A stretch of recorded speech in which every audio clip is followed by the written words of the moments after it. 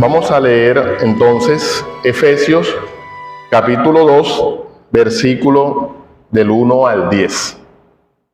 Dice: y Él os dio vida a vosotros cuando estabais muertos en vuestros delitos y pecados, en los cuales anduvisteis en otro tiempo, siguiendo la corriente de este mundo, conforme al príncipe de la potestad del aire, el espíritu que opera en los hijos de desobediencia, entre los cuales también todos nosotros vivimos en otro tiempo, en los deseos de la carne, haciendo la voluntad de la carne y de los pensamientos, y éramos por naturaleza hijos de ira, lo mismo que los demás. Pero Dios, que es rico en misericordia, por su gran amor con que nos amó, aun estando nosotros muertos en delitos, estando muertos en pecado, nos dio vida juntamente con Cristo. Por gracia sois salvos. Y juntamente con Él nos resucitó, asimismo nos hizo sentar en lugares celestiales en Cristo Jesús, para mostrar en los siglos venideros las abundantes riquezas de su gracia, en su bondad para con nosotros en Cristo Jesús. Porque por gracia sois salvos por medio de la fe, y esto no de vosotros, pues es don de Dios, no por obra para que nadie se gloríe, porque somos hechura suya, creados en Cristo Jesús para buenas obras, las cuales Dios preparó de antemano para que anduviésemos en ellas. O en esta mañana, pues, el título del sermón es La fe y el fruto de la gracia. La fe y el fruto de la gracia. No vamos a centrarnos mucho en la salvación por la gracia, ¿no? Que de pronto también el pasaje habla bastante acerca de eso. ¿Por qué no nos vamos a centrar en eso? Porque ya nos hemos centrado bastante a lo largo del capítulo 2, de lo que vamos del capítulo 2, nos hemos centrado bastante y hemos hablado bastante y hemos aclarado muchas cosas que tienen que ver con la gracia de Dios. Entonces, en esta mañana no nos vamos a gastar o a centrarnos en ese punto. Nos vamos a centrar en dos cosas. Uno, en la fe, y dos, en las buenas obras. Entonces, por eso el sermón se titula La fe y el fruto de la gracia. O sea, ¿qué serían las buenas obras? Serían el fruto de la gracia de Dios en el creyente. Entonces, hermanos, dice el pasaje que acabamos de leer, o de pronto podríamos hablar de la característica de la salvación. ¿Cuál es la característica de la salvación nuestra? Es que somos salvos por gracia. Es una característica. La segunda característica es que nuestra salvación es por medio de la fe. Y la tercera característica es que somos salvos para buenas obras. Entonces, son las tres características de nuestra salvación. Entonces, nos vamos a centrar en las dos últimas, por medio de la fe y para buenas obras. Lo primero que quiero resaltar en esta mañana es que existe de pronto una pequeña confusión o de pronto algunos predicadores acostumbran a enredar un poco las cosas y le atribuyen la fe como el fundamento de nuestra salvación. Entonces, hacer eso es muy peligroso porque atribuir nuestra salvación, atribuirle a la fe el fundamento de nuestra salvación no es el evangelio predicado por los apóstoles. Te dirán, pero ¿cómo así? Hasta ahora me entero yo que no es así. Bueno, no es así. ¿Por qué no es así? Porque el fundamento de nuestra salvación es Cristo. El fundamento de nuestra salvación es la obra de Cristo en la cruz del Calvario. ¿Qué es la fe entonces? Pues la fe juega un papel muy importante en la salvación, pero no es el fundamento de nuestra salvación. ¿Qué papel ocupa la fe en la salvación? La fe es el medio para obtener la salvación. Es el medio para obtener la salvación, pero no es el fundamento de nuestra salvación. Eso tenemos que tener claro, porque es muy peligroso colocar la fe como el fundamento de nuestra salvación. Para más o menos aclarar un poco sobre la fe como el medio para obtener la salvación, un ejemplo que generalmente yo coloco cuando me preguntan o hablo de estas cosas, es que la fe sería como la cuchara o el tenedor que nosotros utilizamos cuando comemos, cuando estamos ingiriendo alimentos, ¿cierto? Nosotros tenemos una cuchara. Y la cuchara es que el medio por el cual nosotros nos alimentamos. Pero la cuchara no es la que nos alimenta, ¿cierto? La cuchara es simplemente el medio por el cual nosotros llevamos los alimentos a la boca. Entonces, no puede ser que nosotros, después que terminemos de comer, terminemos agradecidos con la cuchara o pensando que la cuchara fue quien nos alimentó. Nadie hace eso. Nadie, después que termina de comer, toma la cuchara y piensa que la cuchara fue la que me alimentó. No. Quien me alimentó fue los alimentos que ingerí. Pero yo utilicé un medio para llevar esos alimentos a mi boca, que fue la cuchara o el tenedor. En este caso, la fe ocupa más o menos, guardando las proporciones, esa misma idea. La fe es el medio por el cual nosotros obtenemos la salvación. Ahora, la fe que produce buenas obras es una fe correcta. La fe que produce buenas obras es una fe correcta.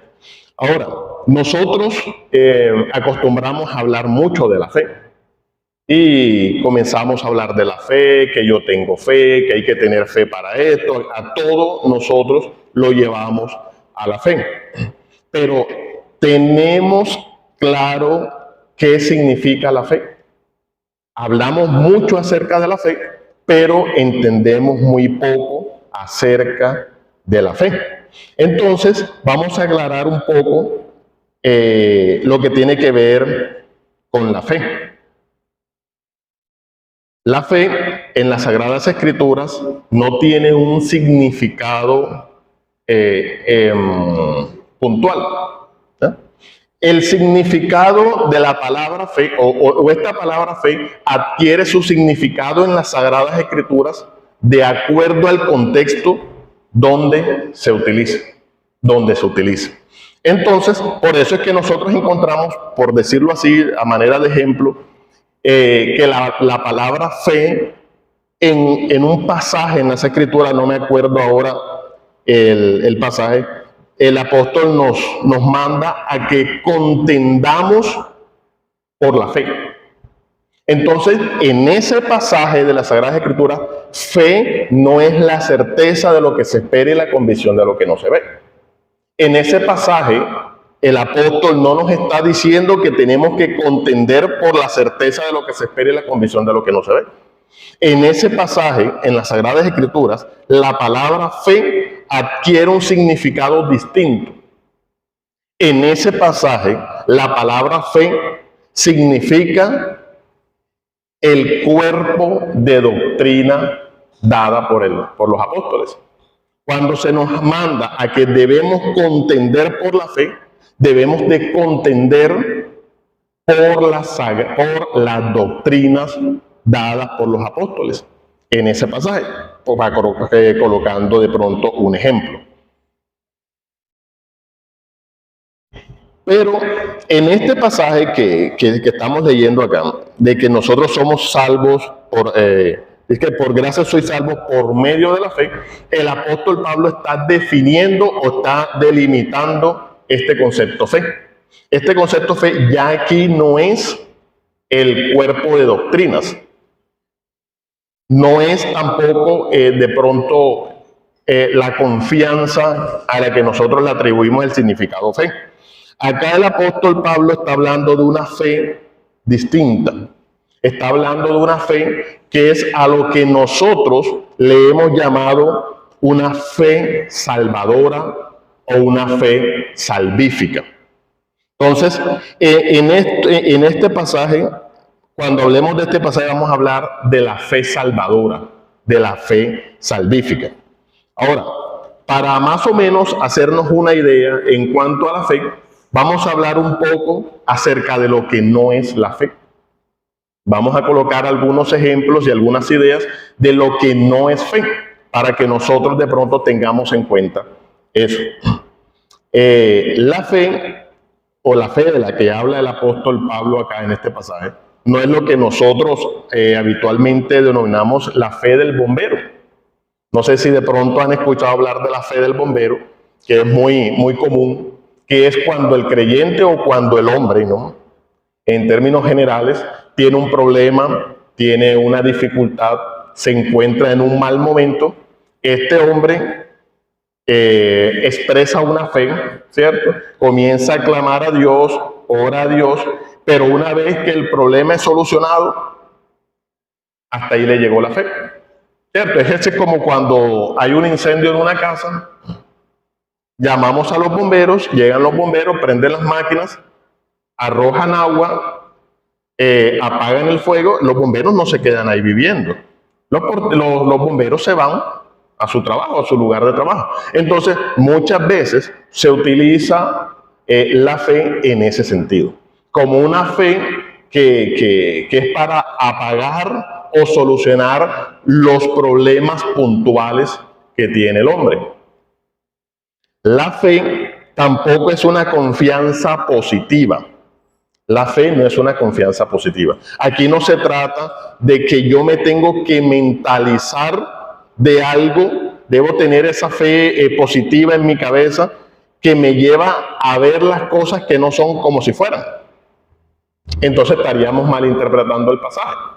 Por ejemplo, yo en una oportunidad hace muchos años hablaba con una vecina y la vecina pues decía, tenía los hijos pequeñitos, pues ya tan grandes, y era más o menos como para esta época, o quizás un poco más en enero. Entonces le preguntaba, ajá, y ya tus hijos ya están estudiando, ya los matriculaste.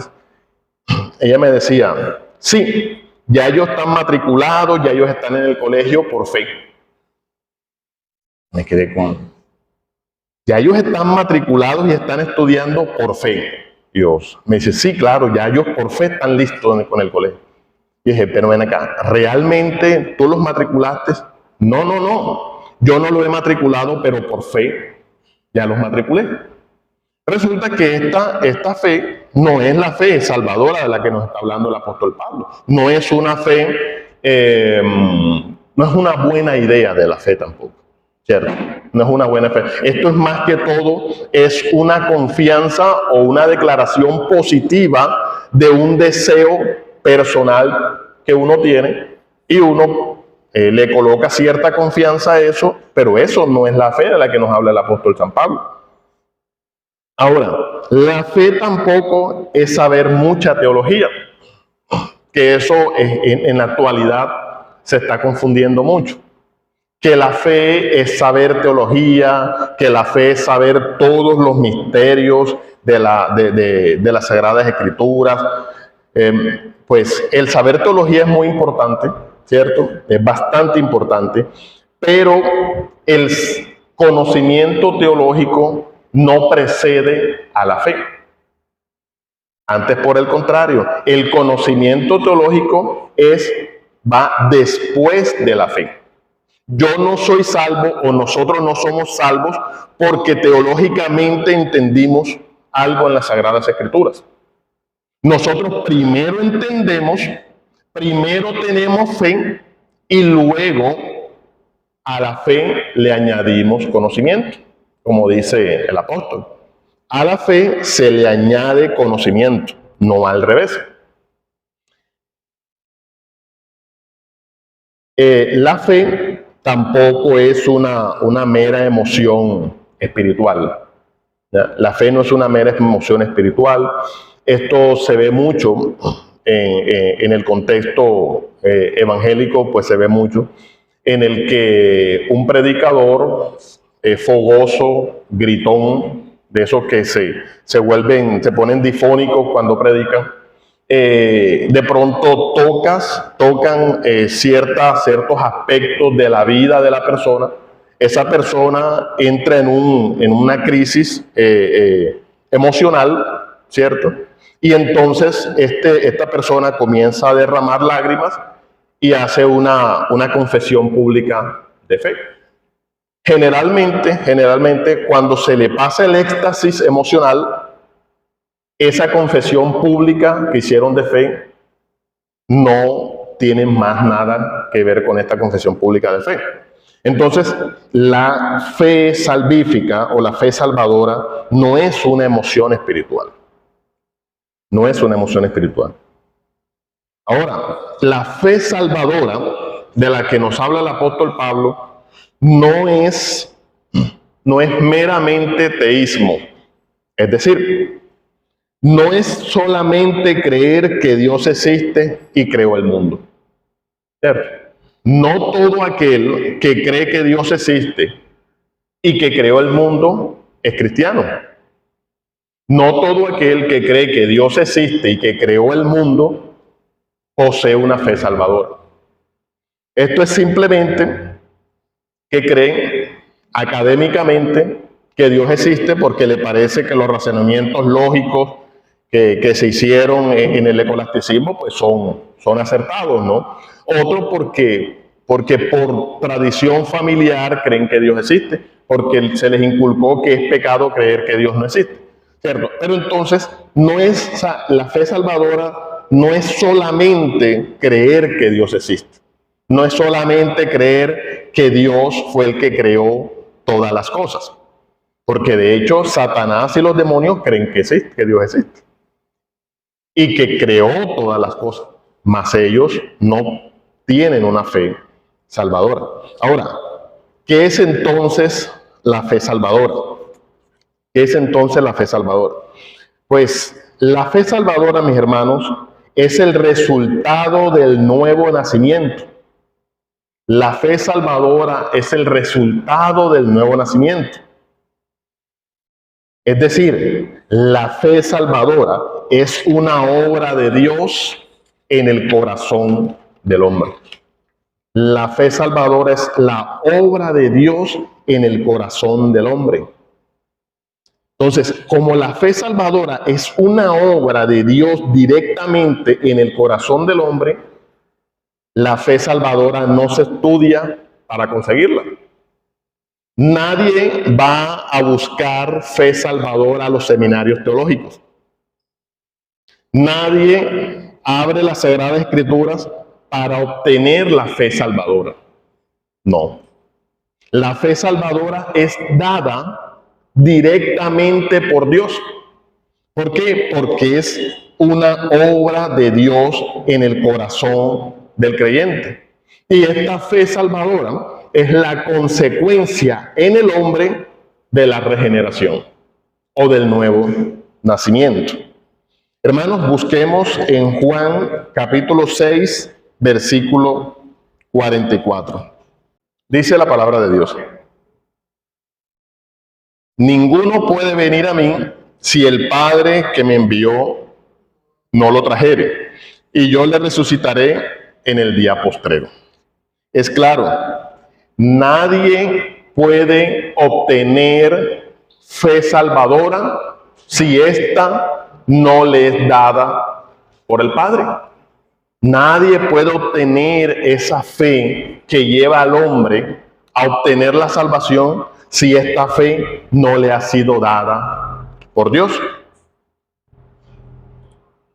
La fe salvadora, mis hermanos, es un regalo de parte de Dios solamente a los escogidos.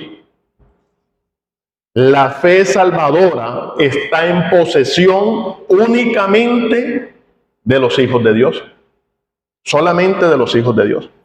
Esa fe salvadora no ha sido dada a todo el mundo. La fe salvadora es únicamente un regalo de Dios para sus hijos. Ahora, aquí en este pasaje, en el pasaje 8, dice, porque por gracia sois salvos por medio de la fe, y esto no de vosotros, pues es don de Dios. Aquí hay comentaristas bíblicos que no se colocan de acuerdo con la interpretación de este pasaje.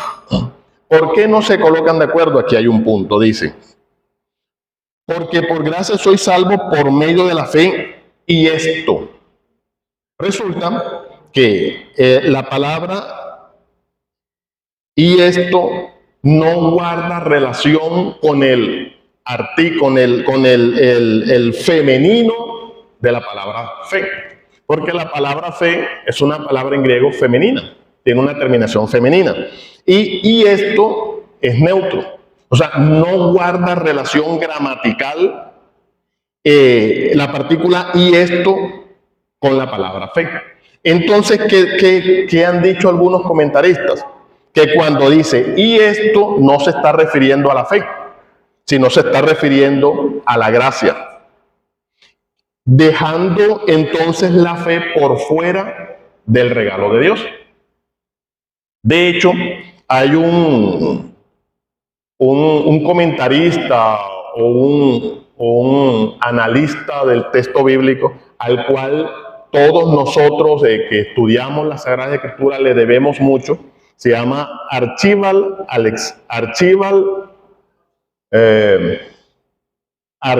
Thomas Robertson, más conocido como A.T. Robertson. A.T. Robertson, nosotros le debemos mucho porque nos enseña mucho con su libro, con sus comentarios del Nuevo Testamento, pero él es de los que piensan que la fe no es dada por Dios, sino que la fe es la parte que aporta el hombre en la salvación. Es decir, que Dios coloca una parte, su parte en la salvación, y que la parte del hombre es la fe.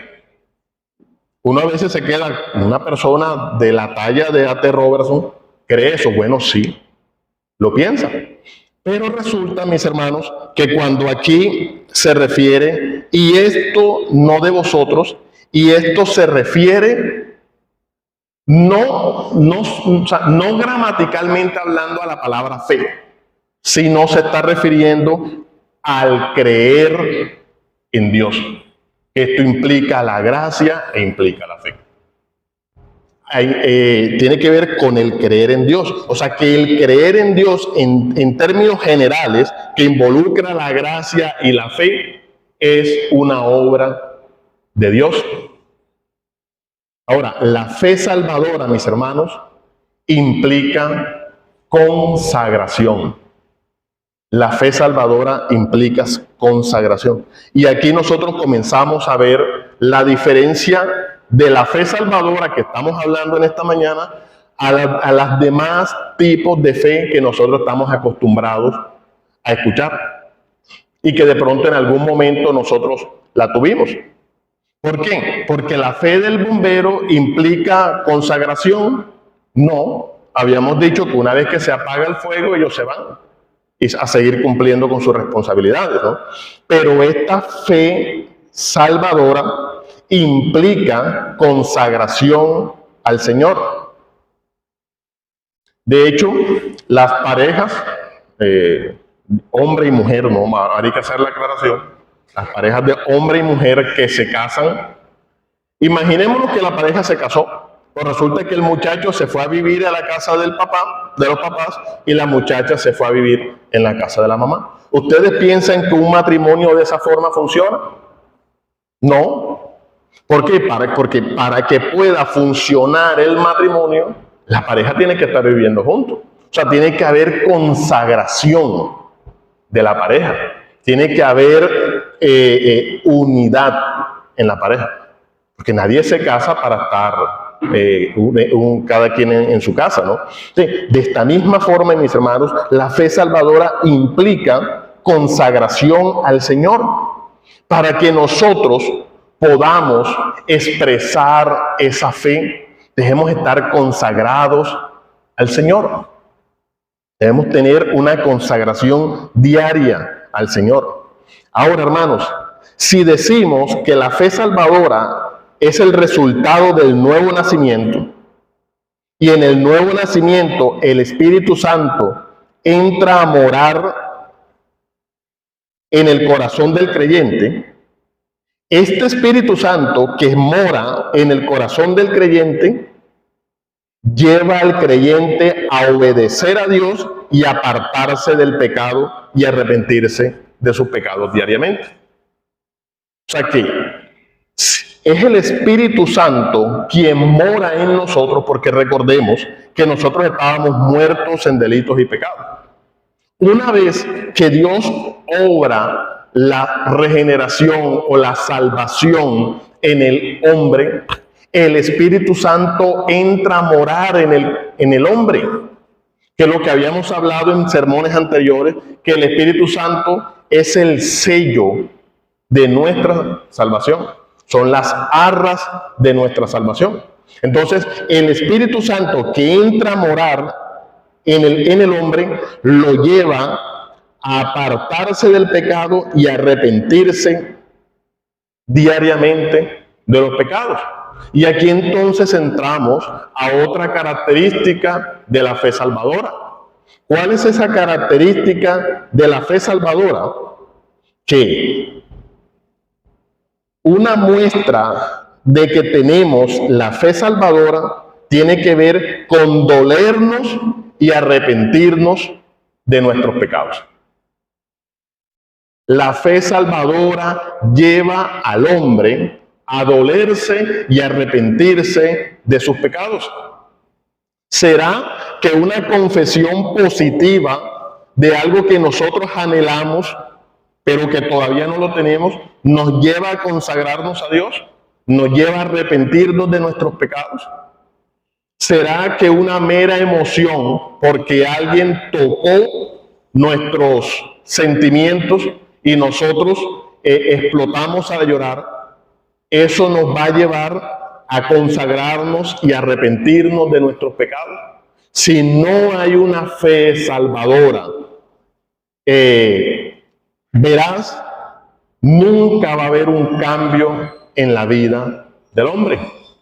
Por eso es que nosotros nos encontramos personas que van a estas campañas evangelísticas y en cada campaña que van se paran enfrente y hacen una confesión pública de fe.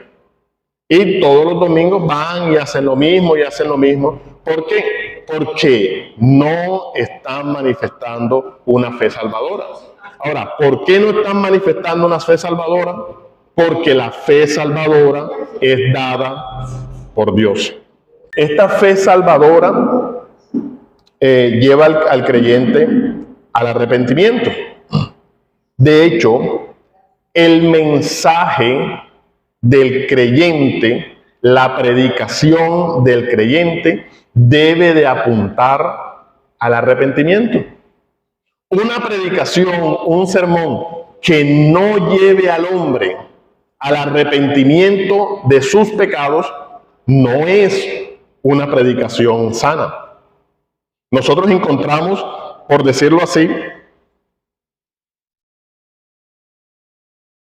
en la predicación de Juan el Bautista. ¿Qué decía Juan el Bautista? Arrepentíos porque el reino de los cielos se ha acercado. Cuando nuestro Señor Jesucristo, leamos Marcos 1:15, después que Juan fue encarcelado, Jesús vino a Galilea predicando el evangelio del reino, diciendo, el tiempo se ha cumplido y el reino de Dios se ha acercado. Arrepentíos y creed en el evangelio. Entonces, mis hermanos, la fe salvadora es manifiesta en el arrepentimiento. Nadie puede tener o nadie puede decir que posee la fe salvadora si no hay arrepentimiento en esa persona, si no hay arrepentimiento de sus pecados. De hecho, podemos colocar otro ejemplo en el libro de los Hechos, en el capítulo 2, cuando el Espíritu Santo llegó a los discípulos en el día Pentecostés. Dice que Pedro se colocó en pie y comenzó a predicarle a una multitud de personas, dando explicación de lo que había pasado con la venida del Espíritu Santo y predicando el Evangelio.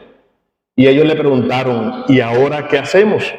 La respuesta de Pedro fue, arrepentíos y bautícese cada uno en el nombre de Jesús. Arrepentíos. Entonces, hermanos, el arrepentimiento juega un papel importante en la predicación del Evangelio. Esa debe ser nuestra predicación. Llevar a las personas al arrepentimiento de sus pecados. Pero ¿qué sucede? Que por la mal comprensión de esto que estamos hablando, de la fe salvadora, el mensaje de las iglesias se ha cambiado completamente. Ahora el mensaje de los pastores es cómo salir económicamente favorable en la vida. Cómo conseguir pareja, ¿cierto? O los sermones son el empoderarse, como decía el hermano José Luis en la escuela dominical. Todos los sermones apuntan a cualquier cosa menos al arrepentimiento. Donde nosotros encontramos en las Sagradas Escrituras que la característica principal de la predicación era el arrepentimiento. Ahora, ¿qué es el arrepentimiento? Pues el arrepentimiento lo podríamos definir como un cambio de 180 grados. Es decir, nosotros vamos caminando hacia el norte, nos arrepentimos, damos la vuelta de 180 grados y caminamos hacia el sur. Más o menos esa es la idea de arrepentimiento. O sea que si veníamos haciendo algo mal, lo dejamos de hacer y caminamos en sentido contrario. Eso significa arrepentimiento. La fe salvadora, mis hermanos, también tiene otra característica. Esta característica de la fe salvadora tiene que ver que reconoce el señorío de Cristo. La fe salvadora nos lleva a reconocer el señorío de Cristo. No puede ser que una persona diga que es poseedora de la fe salvadora y resulta que esa persona se cree dueño de sí mismo y quiere vivir como le dé su gana, porque es dueño de sí mismo.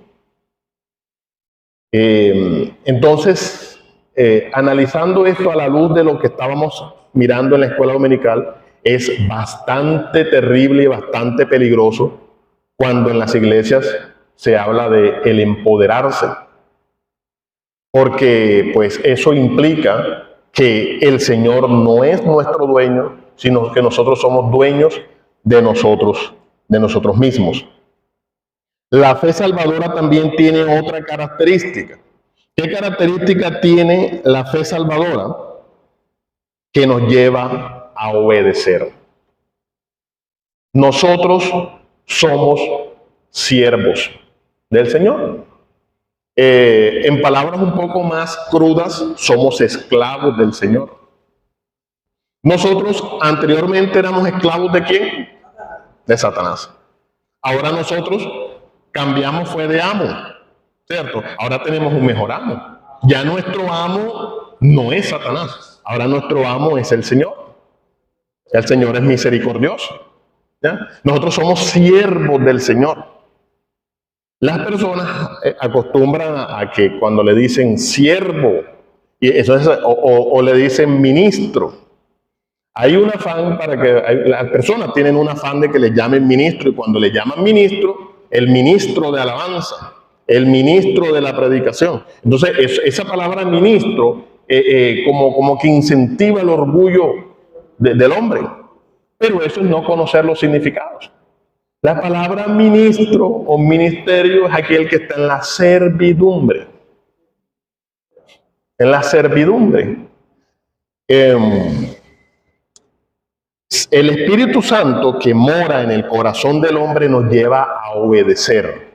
¿Por qué nos lleva a obedecer? Porque el Evangelio, es decir, la palabra de Dios, está llena ¿de qué? De imperativos. La palabra de Dios está llena de imperativos, o sea, de mandamientos.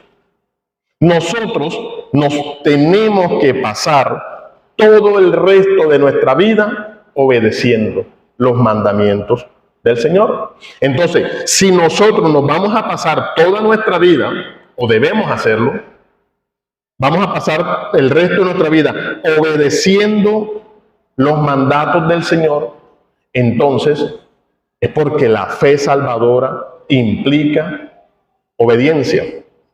No es que como yo ahora soy salvo, entonces ya yo puedo hacer lo que me da la gana y ya yo no tengo que obedecer la ley, porque esa es otra idea, ¿cierto? Que como yo ahora soy salvo, yo me libré de la ley. Ya yo no tengo que obedecer la ley. Bueno, resulta que no es así. Ahora que somos cristianos es cuanto más debemos obedecer los mandamientos del Señor, porque eso es una muestra de que hemos recibido una fe salvadora. La fe salvadora obra en el creyente en un momento puntual de su vida. Esa es otra característica de la fe salvadora. La fe salvadora obra en el creyente en un momento puntual de su vida. Es decir, el hombre, el creyente, recibe la fe salvadora en un momento puntual. No es que el hombre comenzó a recibir la fe salvadora hoy y terminó en el 2030 recibiendo la fe salvadora, no. Lo que sucede es que muchas veces nosotros cuando hacemos una mirada retrospectiva de nuestra vida cristiana, a veces no ubicamos el momento en el cual Dios depositó la fe salvadora en nosotros. El hecho de que nosotros no identifiquemos en qué momento Dios obró la fe salvadora en nuestro corazón no significa que no haya sido en un momento puntual. Algunos recuerdan en qué momento Dios obró la fe salvadora.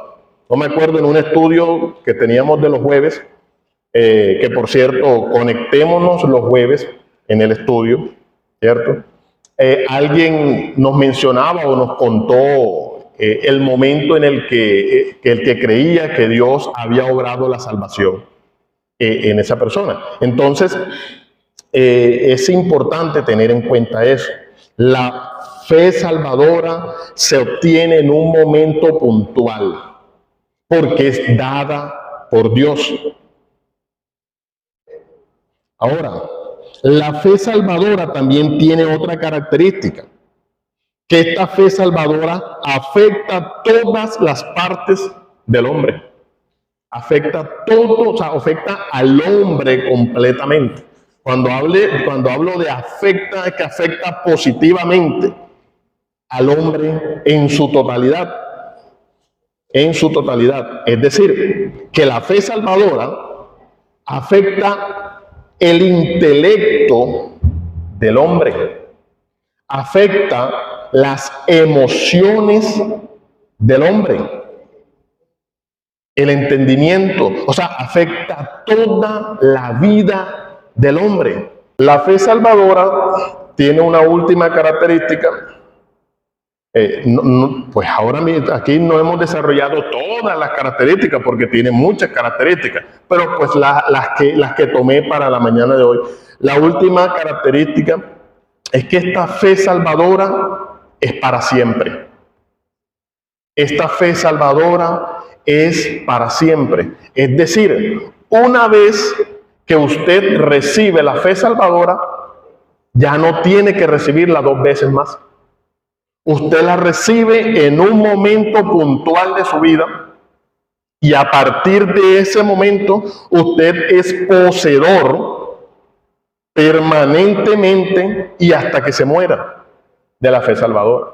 No hay algo, ni nadie, ni incluso nosotros mismos, que pueda despojarnos de la fe salvadora.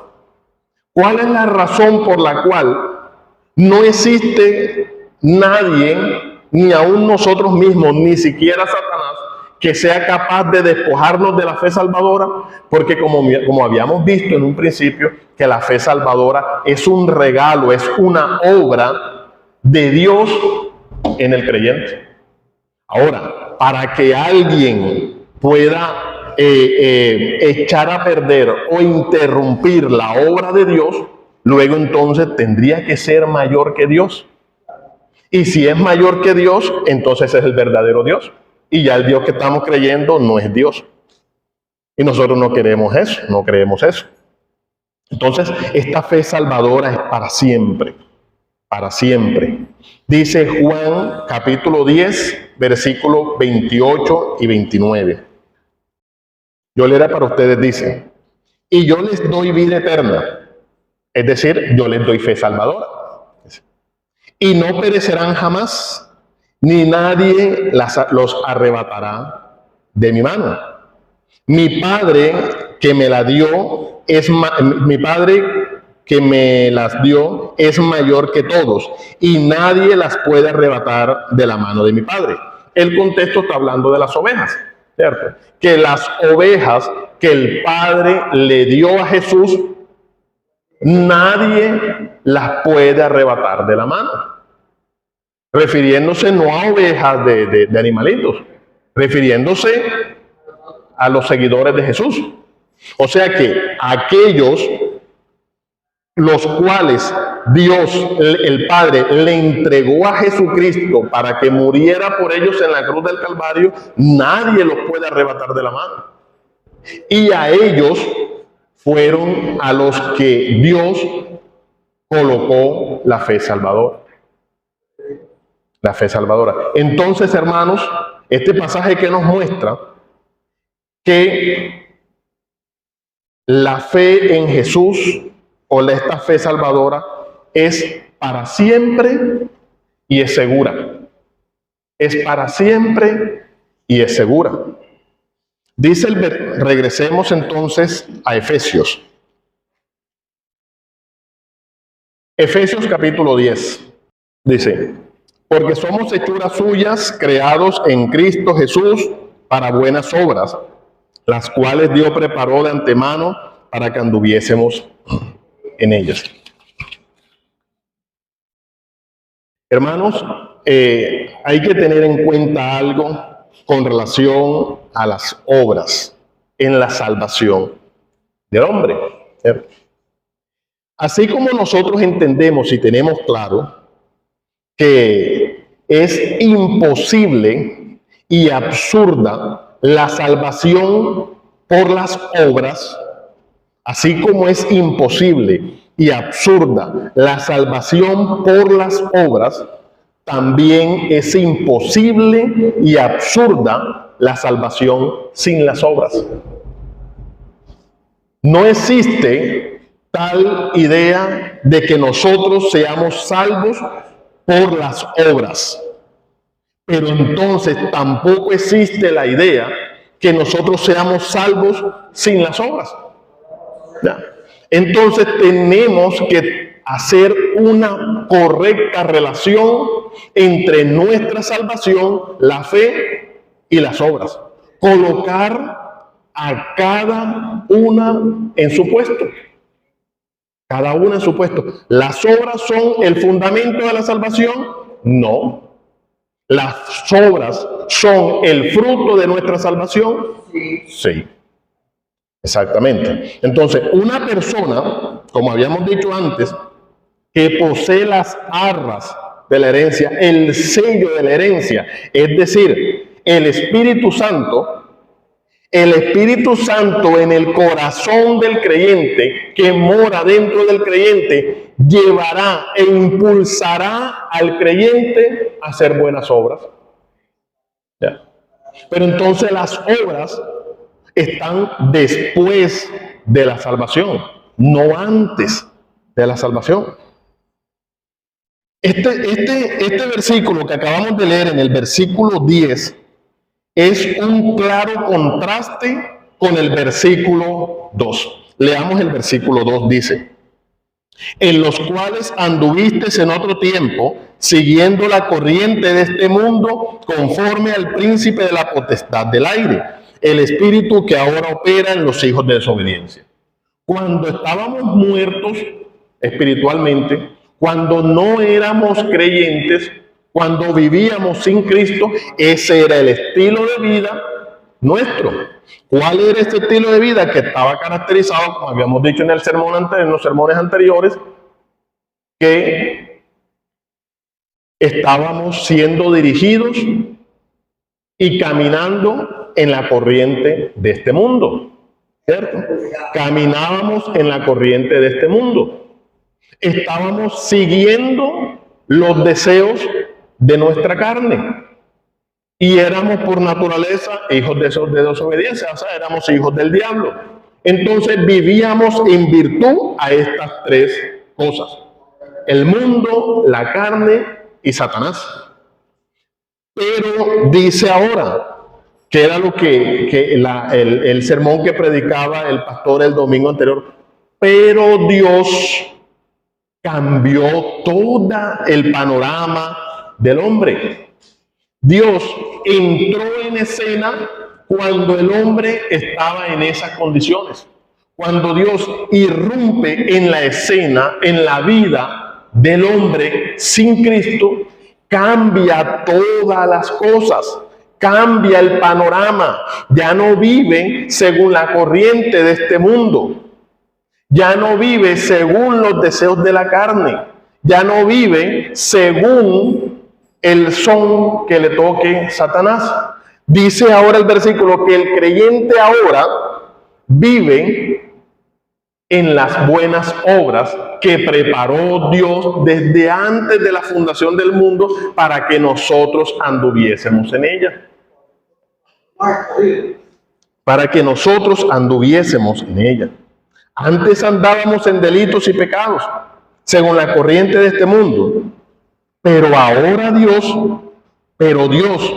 obró en nosotros la salvación. Fuimos salvos para andar en obras de piedad preparadas por el Señor antes de la fundación del mundo.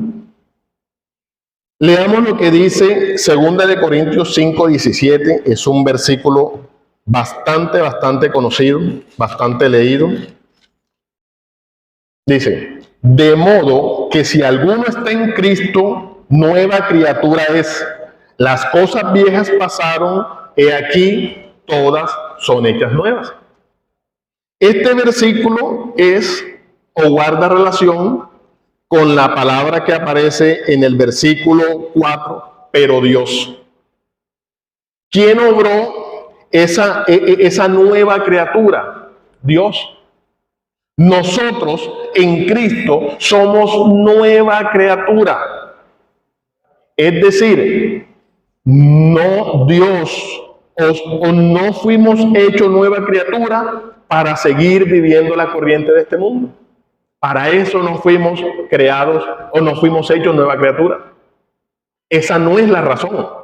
Si hemos sido hechos nuevas criaturas, es para que andemos entonces en las obras que Dios preparó para nosotros. Ahora, para finalizar, las buenas obras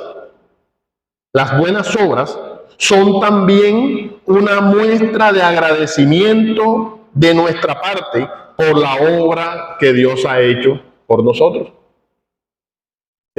Las buenas obras que nosotros hacemos, o sea, nuestra vida como cristiano, nuestra vida cristiana debe de ser una vida que guarde relación con nuestra nueva posición en Cristo, de que somos nuevas criaturas.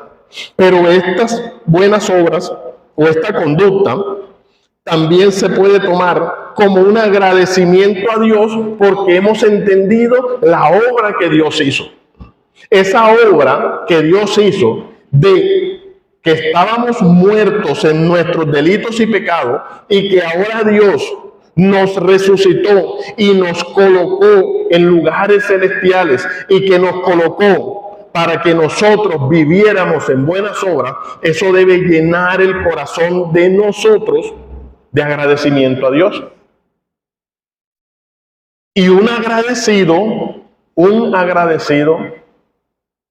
no va en contra de la persona de la que es agradecido. O sea, yo nunca he visto una persona que digas, estoy completamente agradecido de esa persona y está hablando mal de la persona y está buscando hacerle un mal a esa persona, ¿no? Entonces, una muestra de que nosotros estamos agradecidos con Dios es vivir y andar en esas obras que Dios preparó de antemano. Entonces, hermanos, el creyente no se puede caracterizar por tener una vida ociosa. El creyente no se puede caracterizar por una vida ociosa. El creyente debe caracterizarse por las buenas obras. Y estas buenas obras también implican el servicio a Dios. Debemos dejar de creernos ministros y realmente ser ministros. Es decir, debemos servir al Señor.